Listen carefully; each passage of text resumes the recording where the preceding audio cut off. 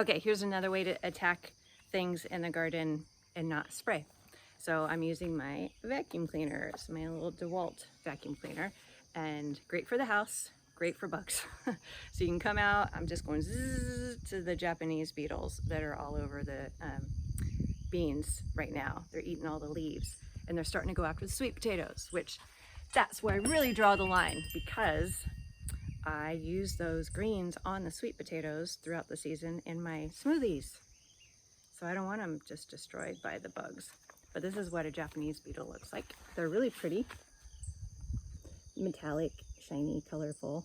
When Webster was young, we would collect bugs. We had like a poison jar, and we'd put them in a poison jar so they'd go to sleep really fast, die, and then we'd frame them. I can't believe we did that. And then this is what they look like when they're grubs. That's a Japanese beetle grub. And when you see them in the soil, they're super dormant, like they seem dead. Don't let that trick you, because they're gonna come out and wreak havoc when it's their time to shine. So, but as I was getting ready to do this video, I'd set up the camera and I look over here at the tomatoes and I was like, oh, I have tobacco worms, or tomato worms. I wasn't sure which because I couldn't remember the difference, but there is a difference. So here, see that? That's a tomato worm. And see how he's got like those L-shaped lines on him in the horn? Well, the tobacco worm has straight lines on him. And the tomato worm turns into this guy. Whereas I'm pretty sure, I don't have it in here, which I'm kind of surprised. I do love this book. It's just super easy to navigate. But I'm pretty sure that the tobacco worm turns into the hummingbird moth that I just took a video of. And they are beautiful. They're like a mix between a bee and a hummingbird. They had a baby, and they're cool to watch. I just really, really dig them. And we have them all over out here. They're really happy here in the herb garden.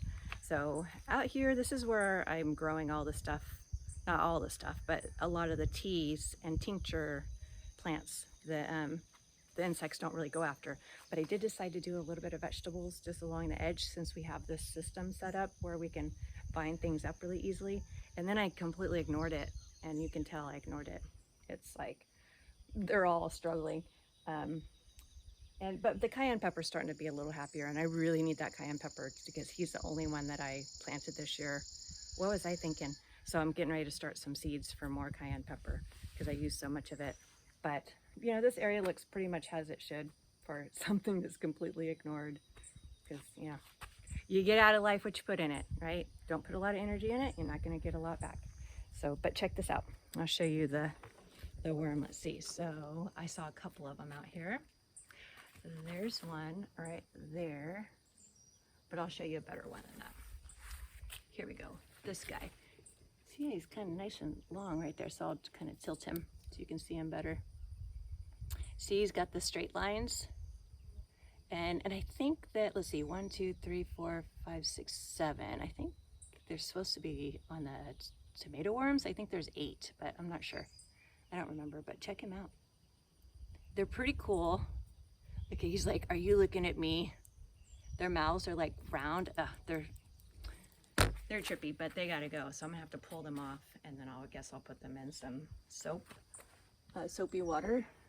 But you can see these tomatoes are really struggling. But the cayenne's coming around now that I've been paying attention to them. We do have a lot of tomatoes. Like, look at that guy, which I don't deserve.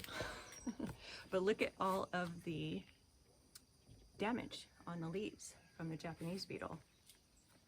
So that's what that looks like. And then you can see, let me see if I can see those guys?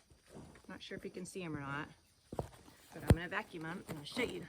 Let this be gone, just like that. Whoops, here, there we go. Oh, darn it, I tapped them and they dropped. Okay, here's another one right here. We got plenty to choose from. This guy, let's get that guy. Okay, gone. So that's what I've been doing. And then I have the ethical dilemma of what do I do with them now? Now that I have them in there, what do I do with them? Because now I got all these guys